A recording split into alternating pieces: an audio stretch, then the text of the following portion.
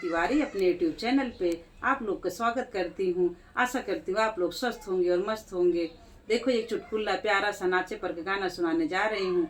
आप लोग को जैसे लगे लाइक और सब्सक्राइब करना, ज़्यादा से ज़्यादा शेयर करना। देखो बहुत अच्छा बहुत मज़ेदार चुटकुला नाचे पर का गाना है। गाना स्किप करके मत देखना, पूरा वीडियो देखोगे तो ज़्यादा आनंद आएगा। राधे राधे, हरे कृष्णा हरे कृष्णा।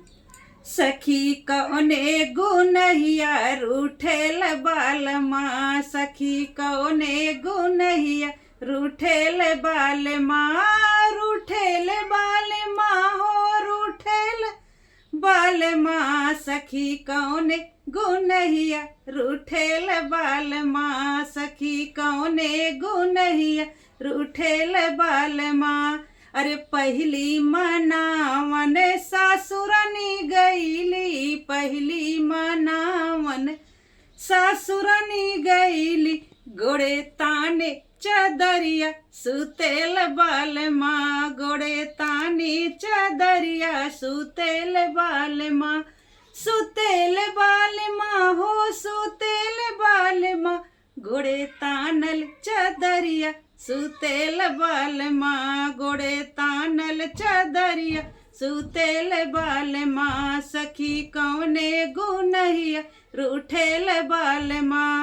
रे दूसरी मनावन जेठानी जी गईली, दूसरी मनावन जेठानी मरी गईली, हाथ लिहले घड़ीलवा देखल बालमा, हाथ लिहले घड़ियवा देखल बालमा, देखत बालमा हो देखत बालमा, हाथे लिहले घड़ीलवा देखल बालमा, सखी कौने गुनहिया रूठेल बालमा, सखी कौने गुनहिया रूठेल बालमा।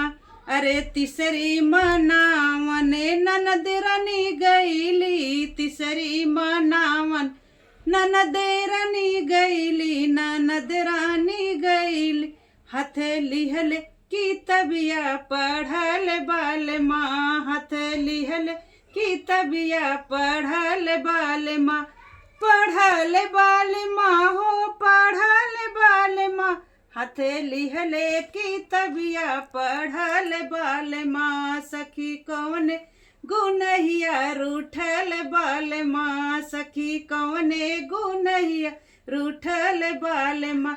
अरे चौथी मनावन हम ही जे गईली, चौथी मनावन हम ही जे गईली, हाथ लिहले रूमलिया हसल बालमा, हाथ लिहले रूमलिया हसल बालमा, हसल बालमा हो हसाई बालमा, हाथ लिहले रूमलिया हसाई बालमा, सखी कौन गुनहिया रूठेल बालमा। हरे कृष्णा।